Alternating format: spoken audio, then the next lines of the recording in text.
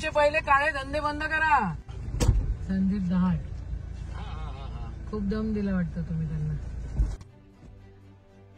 नाही असं चालणार नाही बरं का.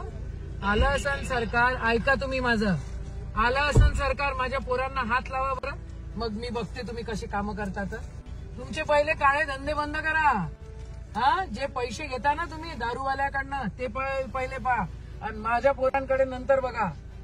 माझ्या पोरांना जर त्रास दिला साहेब, मी मेली नाही अजून, मी मेली नाहीये एवढं लक्षात ठेवा. मी जिवंत आहे. हा, अजिबात माझ्या लेकरांकडे असं पाहायचं नाही. एवढी दादागिरी.